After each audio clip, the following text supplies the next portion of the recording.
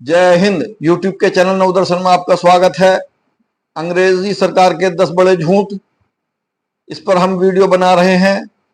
Number 1, अंग्रेजी सरकार ने कहा कि हमने भारत को एकजुट किया। अंग्रेजी सरकार ने भारत को अपने स्वार्थ के लिए एकजुट किया। 1707 के बाद,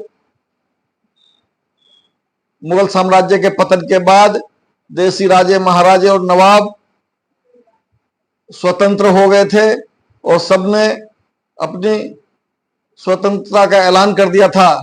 फिर देश छोटे छोटे राज्यों में बंट गया था और अंग्रेज 1757 तक ये देखते रहे। उनके मन में इस देश पर शासन करने की उत्सुकता उस समय में आ गई जब उन्होंने देखा कि भारतीय राजा आपस में लड़ लड़कर 4000 की सेना से कुछ क्षेत्र पर कब्जा कर लेते हैं। तो उसी को ध्यान में रखकर अंग्रेजों ने बंगाल के नवाब सिराजुद्दौला के साथ गद्दारी करवाई और बंगाल में अंग्रेजी शासन की स्थापना की। फिर उसी तरह से ये सिलसिला 100 साल तक चलता रहा और पूरे देश पर अंग्रेजों ने कब्जा कर लिया। इसको हम भारत को एकजुट करना कहें या अंग्रेजों ने जो इस भारत को लूटा तो उनका स्वार्थ कहें। दूसरा, नंबर 2, अंग्रेजों ने भारत में शिक्षा का प्रसार किया। यह भी पूरी तरह से झूठ है, क्योंकि भारत में जो शिक्षा प्रणाली थी वो धर्म के आधार पर थी। यहाँ गुरुकुल और पाठशालाएं थी और मुसलमानों के लिए बड़े बड़े मदरसे थे। धर्म के आधार पर शिक्षा के साथ साथ सब कुछ पढ़ाया जाता था, बड़े बड़े विद्वान होते थे। नंबर 3, अंग्रेज कहते हैं कि हमने कृषि को आधुनिक बनाया। तो अंग्रेजों ने अपने स्वार्थ के लिए कृषि को आधुनिक बनाया। उन्होंने गलत तरीके से लगान लूटा और यहाँ के किसानों को भूमिहीन बनाया और सारी किसानों की जमीन लूटकर जमींदारों को दे दी और यहाँ के लूट से इंग्लैंड का खजाना भरा। भारतीय रेलवे का निर्माण भारतीयों के हित के लिए किया गया। यह भी पूरी तरह से सरासर झूठ है, क्योंकि अंग्रेजों ने 1853 में जो पहली ट्रेन चलाई थी, उसके बाद रेलवे का विकास होता चला गया। सिर्फ उन्हीं क्षेत्रों से रेलवे को शुरू किया गया जहां पर अंग्रेजों की छावनियां थी, ताकि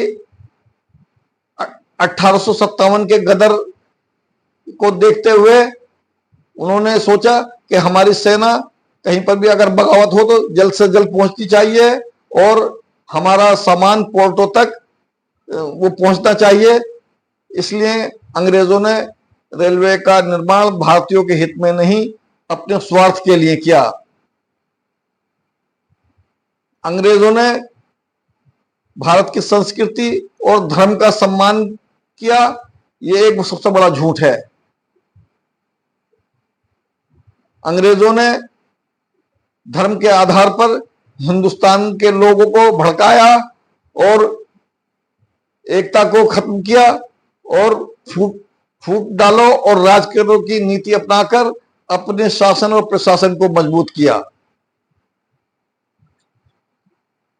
नंबर 6, ब्रिटिश राज में भारत का विकास हुआ। यह भी पूरी तरह से सरासर झूठ है, क्योंकि भारत से जो अंग्रेजों ने लूटा और यहाँ के दस्तकारों और किसानों के हाथ काटे गए, उनको नुकसान पहुंचाया गया, कृषि को बर्बाद किया गया और कच्चे माल को इंग्लैंड भेजकर वहां से बना हुआ माल काफी दामों पर बेचा गया, तो इससे भारत का विकास एक झूठा साबित हुआ। नंबर 7, अंग्रेजों ने कानून व्यवस्था स्थापित की। अंग्रेजों ने हिंदुस्तानियों पर कानून लादे, अंग्रेजों के लिए कोई कानून नहीं था। अंग्रेज ने अपने हित में जो कानून बनाए वो इतने लचर और ढीले थे कि उनके लिए कोई सजा का प्रावधान नहीं था और अदालत में जाने पर उनको कोई सजा नहीं मिलती थी।